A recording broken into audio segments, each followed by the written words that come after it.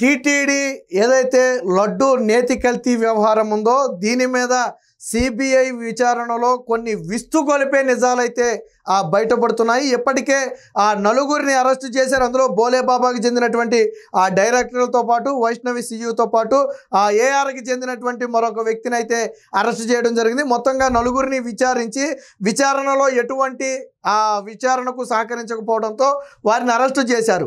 అయితే తవ్వే కొంది దీంట్లో ఉన్నటువంటి డెప్త్ అనేది బయటకు వస్తుంది. ఏదో తీగలాగితే డొంక కదిలినట్టుగా ఇందులో వాస్తవానికి ఇప్పటి వరకు ఎవరు ఊహించని అనేక ట్విస్టులు ఇందులో కనపడుతున్నాయి. అసలు వాస్తవం ఏంటంటే బోలేబాబా నేతిని 2022లోనే టీటీడీ తిరస్కరించింది. ఎందుకని? దానికి క్వాలిటీ లేదు. 2022లో టీటీడీ తిరస్కరించింది బోలేబాబాని. అప్పుడు రంగంలోకి వైష్ణవి వచ్చింది. వైష్ణవి రంగంలోకి వచ్చి తాను ఏఆర్ డైరీని ముందు పెట్టి బోలేబాబా పేరు బయటకు రాకుండా కేవలం ఏఆర్ డైరీ పేరు మాత్రమే అందులో ఉంచి రాజకీయ పలుకుబడి ఉపయోగించి, లేకపోతే వైష్ణవి డైరీకి అంత ధైర్యం ఉండదు. ఆల్రెడీ బోలేబాబా నేతిని తిరస్కరించిన తర్వాత తిరిగి మళ్ళీ ఆ నేతినే టీటీడీకి ఎలా సరఫరా చేస్తారు? అంత ధైర్యం వైష్ణవికి ఎక్కడ ఉంది? అంటే రాజకీయ పలుకుబడి ఉందనేది వాస్తవం. అప్పుడు ఏం చేశారు? తిరస్కరించిన కంపెనీని మళ్ళీ తీసుకోరు కాబట్టి ఎప్పటికైనా అది రిస్కే కాబట్టి ఏఆర్ డైరీ పేరును చూపి వైష్ణవి తెర వెనక కథ నడిపింది. కానీ చివరికి మళ్ళీ ఏదైతే నేతిని బోలేబాబా నుంచి తిరస్కరించారో దాని నుంచే తెచ్చారు. విచిత్రం ఏంటంటే బోలేబాబాలో డైరెక్టర్గా ఉన్నటువంటి ఇద్దరు వ్యక్తులు ఎప్పుడైతే ఈ కల్తీ నెయ్యి అనే విచారణ ల్యాబ్ టెస్ట్లో బయటపడిందో వెంటనే వాళ్ళు తమ డైరెక్టర్ పదవికి రిజైన్ చేసేసి అక్కడ లారీల ద్వారా ఇద్దరు వ్యక్తులు తీసుకెళ్ళి డైరెక్టర్లుగా పెట్టేశారు. అంటే ఎప్పటికైనా ప్రభుత్వం ఇందులో ఇన్వాల్వ్ అయ్యింది. ఆల్రెడీ విచారణ ఖచ్చితంగా సాగుద్ది. విచారణ చేస్తే ఖచ్చితంగా బోలేబాబా వరకు వస్తుంది. వస్తే డైరెక్టర్లుగా ఉన్న మనం దొరికిపోవడం ఖాయమని భావించి వారు ఇమీడియట్గా డైరెక్టర్ పదవికి ఇద్దరు కూడా రాజీనామా చేసి ఇద్దరు బకరాలను తీసుకెళ్ళి ఇద్దరు లారీ డ్రైవర్లను తీసుకెళ్ళి వాళ్ళను డైరెక్టర్లోనే వాళ్ళ పేర్లు అందులో పెట్టారు. ఇది నిన్న సిబిఐ విచారణలో బయటపడింది. వాస్తవానికి నెయ్యి కల్తీ జరిగిన సమయంలో డైరెక్టర్లుగా ఉన్న వాళ్ళు తరువాత రిజైన్ చేశారు. ఎప్పుడైతే ఎన్డీడీబీలో ఇది కల్తీ నెయ్యి అని ఒక ల్యాబ్ టెస్ట్ రిపోర్ట్ వచ్చిందో అప్పుడు వెంటనే వీళ్ళైతే జాగ్రత్త పడటం జరిగింది. సో ఒకటి కాదు, రెండు కాదు, ఇలా అనేక అంశాలు ఇందులో ఉన్నాయి. అనేక ట్విస్టులు ఈ టీటీడీ నేతికి సంబంధించి ఉన్నాయి. అంటే అర్హత లేని కంపెనీని ఎలా తీసుకొచ్చారని ఇప్పుడు మీకు అర్థమైపోయి ఉంటుంది నెయ్యి కల్తీ జరిగిందో లేదో. ఇక తీర్పులు విచారణలు ఇవేం అవసరంలా, ఈ ట్విస్టులు చూసిన తర్వాత మీకు అర్థమైపోయి ఉంటుంది. అసలు బోలేబాబా అనే కంపెనీ పైగా నేతిని బోలేబాబా నుంచి తెచ్చి వైష్ణవి అందులో నేతిని నీళ్లు మార్చేసేది. అంటే నేతిని అక్కడ కల్తీ చేసి పంపేవాడు. నేను కూడా చెప్పాను ఏమని, 355 రూపాయలకు బోలేబాబా దగ్గర నేతిని కొన్నారు. కనీసం నువ్వు ₹1 అయినా లాభం వేసుకుని అమ్మాలి. 356 రూపాయలకు టీటీడీకి ఇవ్వాలి. కానీ 35 రూపాయలు నష్టం వేసుకుని 320 రూపాయలకి టీటీడీకి ఎలా ఇచ్చావు? అంటే వీళ్ళు కేజీ నేతిని 2 కేజీలు చేసి 1 కేజీ కల్తీ చేశారు. అంటే ప్రతి ఒక ట్యాంకర్ నేతికి ఇంకొక అడిషనల్ ట్యాంకర్ నెయ్యి కల్తీయే. అలా కల్తీ చేశారు కాబట్టి ఈ రేటుకి ఇవ్వగలిగారు. వాస్తవానికి బయట మార్కెట్లో 450 నుంచి 550 వరకు స్వచ్ఛమైన నెయ్యి ఉంది. 700 వరకు కూడా ఉంది. సరే బల్క్లో కొనేటప్పుడు దొగ్గుద్ది ఖచ్చితంగా. కానీ 450, 500 కంటే తక్కువ ఎవరు. కానీ ఇక్కడ ఎలా ఇచ్చారు వీళ్ళు? మరి టీటీడీ అధికారులకు ఇవన్నీ తెలియదా? ఇందులో రాజకీయ ఇన్వాల్వ్మెంట్ లేదా? మరి వైష్ణవి డైరీ టెండర్కి వచ్చినప్పుడు విచిత్రం ఏంటంటే ఇలా ముగ్గురికి టెండర్లో పాల్గొనే అర్హత లేదు. నెయ్యి ఎవరి దగ్గర నుంచి తెచ్చారని కాసేపు పక్కన పడేయండి. ఇటు బోలేబాబాకి కానీ, ఇటు వైష్ణవి డైరీకి కానీ, ఏఆర్ డైరీకి కానీ వీళ్ళ ముగ్గురికి కూడా టీటీడీ నేతి టెండర్లో పాల్గొనడానికి అర్హత లేదు. బేసిక్గా ఏదైనా ఒక టెండర్లో పాల్గొనాలంటే దానికి కొన్ని నియమాలు ఉంటాయి. ఆ నియమాలు ఫుల్ఫిల్ అయితేనే ఆ టెండర్లో పాల్గొనాలి. దానికి ఆధారాలు ఉండాలి. ఫర్ ఎగ్జాంపుల్ టీటీడీకి అనుకోండి, ఇదిగో రోజుకి ఇన్ని లక్షల నేతిని సప్లై చేయగల క్యాపబిలిటీ ఉండాలి. అన్ని లక్షల లీటర్ల పాలు వాళ్ళు సేకరించే క్యాపబిలిటీ ఆ డైరీకి ఉండాలి. సరఫరా చేయడానికి ట్యాంకర్లు ఉండాలి. క్వాలిటీ ఇలా ఉండాలి. కాస్ట్ ఇంత ఉండాలి. వాళ్ళు గతంలో ఇన్నేళ్ల పాటు ఇంత నేతిని సప్లై చేసిన అనుభవం ఉండాలి. వాళ్ళకి ఐఎస్ఐ మార్క్ ఉండాలి. ఇలాంటి అంటే రికగ్నైజ్డ్ అయి ఉండాలి. ఇలాంటి కొన్ని నియమాలు ఉంటాయి సాధారణంగా. అంటే టెండర్ని బట్టి, అది రోడ్ టెండర్ అనుకోండి దానికి వేరే ఉంటాయి. అలాగే టెండర్ని బట్టి దానికి రకాలు ఉంటాయి.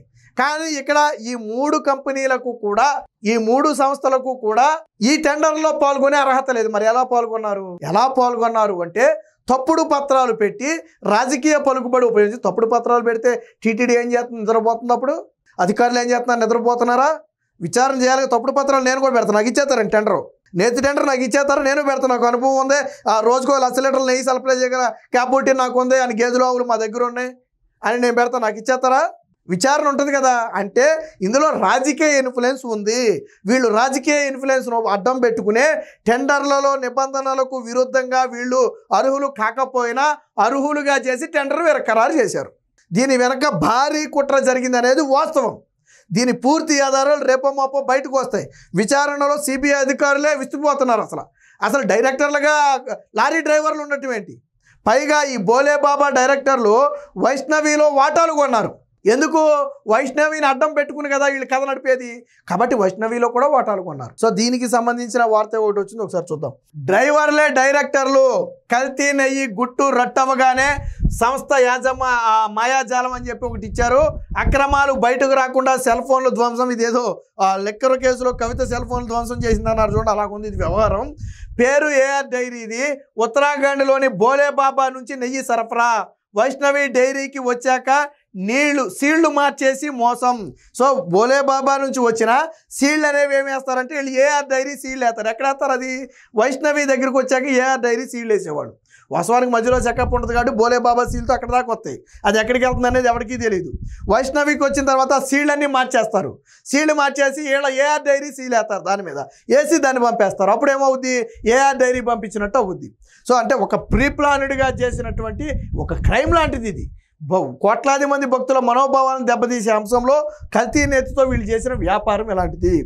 సో టీటీడీకి కల్తీ నెయ్యి సరఫరా కేసులో వెలుగులోకి రిమాండ్ రిపోర్ట్లో పేర్కొన్నటువంటి సిబిఐ సిట్ అయితే పేర్కొనడం జరిగింది.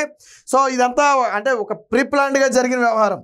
తిరుమల తిరుపతి దేవస్థానానికి ఏఆర్ డైరీ సరఫరా చేసిన ట్యాంకర్లలో నేతిలోని జంతు కొవ్వు కలిసినట్టుగా జూలై 16, 23 తారీఖుల్లో ల్యాబ్ నివేదిక ఇచ్చింది, మనందరికీ తెలుసు. ఇందులో సూత్రధారులు, ప్రధాన పాత్రధారులు ఎవరంటే పోమిల్ జైను, విపిన్ జైను, వీళ్ళిద్దరూ బోలేబాబాలో డైరెక్టర్లుగా ఉన్నారు. వీళ్ళు ఏం చేశారు? ఈ రిపోర్ట్ వచ్చిన కొద్ది రోజులకి రాజీనామా చేసేసి డైరెక్టర్ పదవికి, వైష్ణవి డైరీలో డైరెక్టర్ పదవులకి రాజీనామా చేసేసి కుట్ర బయటపడకుండా ఉండడం కోసం తమ వద్ద పనిచేసే సురేంద్ర సింగ్, సౌరభ్ కశ్యప్ అనే 2 డ్రైవర్లను తీసుకెళ్లి వాళ్ళను డైరెక్టర్లుగా చేశారు. వాస్తవానికి వీళ్ళు 2024 జనవరి 8న వైష్ణవి డైరీలో వీళ్ళిద్దరూ డైరెక్టర్లుగా చేరారు. వాటాలు కొని డైరెక్టర్లుగా చేరారు. ఆ తర్వాత విషయం బయటపడగానే రాజీనామా చేసి డ్రైవర్లను అక్కడ పెట్టారు. మరి తప్పు జరిగిందని అర్థమవుతుందా లేదా? తప్పు జరగకపోతే ఈ డైరెక్టర్లుగా ఉన్న వాళ్ళు ఎందుకు రాజీనామా చేసి ఆ ప్లేస్లో డ్రైవర్లను ఎందుకు పెట్టారు? సరే, డైరెక్టర్లు రాజీనామా చేయడానికి 1,00,000 కారణాలు ఉండొచ్చు. బట్ రిపోర్ట్ వచ్చిన వెంటనే రాజీనామా ఎందుకు చేశారు? పోనీ డైరెక్టర్ స్థాయి ఉన్న వాళ్ళు 2 డైరెక్టర్లుగా వెళ్ళారు అంటే సరే వీళ్ళు తప్పుకున్న వాళ్ళు వచ్చారేమో, దీనికి దానికి లింక్ ఏంటనే భావన ఉండొచ్చు. కానీ డ్రైవర్లు డైరెక్టర్, నన్ను చేయమనండి ఒక కంపెనీకి డైరెక్టర్ని, నన్ను చేయమనండి ఏదైనా ఒక కంపెనీకి నన్ను డైరెక్టర్ని చేయమని చేస్తారా? నన్ను దానికి అర్హత ఉండాలి కదా డైరెక్టర్కి. మరి ఎలా చేశారు డ్రైవర్లను అంటే వీళ్ళను బకరాలు చేశారు. బకరాలు చేసి వీళ్ళని ఇరికించే ప్రయత్నం చేశారు. ఇవన్నీ కూడా సిబిఐ అయితే గుర్తించడం జరిగింది. సో వారి అక్రమాలు కప్పిపుచ్చుకునేందుకు పైగా గతంలో ఉన్న సమాచారం పోలీసులకు దొరకకుండా ఆ ఫోన్లు ధ్వంసం చేసేసి విచారణలో పోయినాయి అని చెప్పారంట. కానీ వాస్తవానికి ఏం చేశారు? ఆ ఫోన్లు మొత్తాన్ని కూడా ధ్వంసం చేశారు. అంటే ముక్కల కింద కట్ చేయటమో లేదా ఎక్కడో దూరంగా పడేయటమో, మొత్తానికి ఫోన్లన్నీ కూడా ధ్వంసం చేశారు. ఇవన్నీ కూడా ఎప్పుడు బయటకు వచ్చాయంటే సిబిఐ విచారణలో బయటకు వచ్చాయి. సో దీనికి సంబంధించిన వార్త మరొకటి కూడా వచ్చింది, ఒకసారి చూద్దాం. బోలేబాబా, వైష్ణవి, ఏఆర్ నడుమ నెయ్యం అని చెప్పి ఒక హెడ్డింగ్ వేశారు. 3ంటికి టెండర్లో పాల్గొనే అర్హత లేదు, తప్పుడు డాక్యుమెంట్లతో పాల్గొన్న వైనం. 2022లోనే బోలేబాబా నేతిని తిరస్కరించిన టీటీడీ దీంతో వైష్ణవి ద్వారా ఏఆర్ డైరీకి నెయ్యి. సో బోలేబాబాని ఆల్రెడీ 2022లోనే తిరస్కరించారు. ఎందుకు అంటే దానికి అర్హత లేదు, నెయ్యి క్వాలిటీ లేకపోవడంతో పాటు నెయ్యి సరఫరా చేసే క్యాపబిలిటీ లేదు కాబట్టి తిరస్కరించారు. అప్పుడు వైష్ణవి డైరీ మధ్యలోకి వచ్చి రాజకీయ ఇన్ఫ్లుయెన్స్తో దీన్ని మొత్తం చేసింది. విచిత్రం ఏంటంటే సరే ఈ 2టికైనా టెండర్లో పాల్గొని అర్హత ఎడితే బాగుండును, ఈ 2టికి కూడా అర్హత లేదు. మొత్తంగా ఈ 3టికి అర్హత లేదు. అర్హత లేని 3 సంస్థలు టీటీడీకి నెయ్యి సరఫరా చేసాయి. ఒకరి చేతి నుంచి ఒకరికి, ఒకరి చేతి నుంచి ఒకరికి మారి 3 సంస్థలు కలిసి టీటీడీకి నేతిని సరఫరా చేసాయి. అంటే ఎంత దారుణమైన పరిస్థితులు ఉన్నాయో చూడండి. అంతిమంగా ఏఆర్ నుంచి టీటీడీకి తరలింపు, సెప్టెంబర్లోనే తప్పుకున్న పోమీలు, విపిన్ జైన్లు.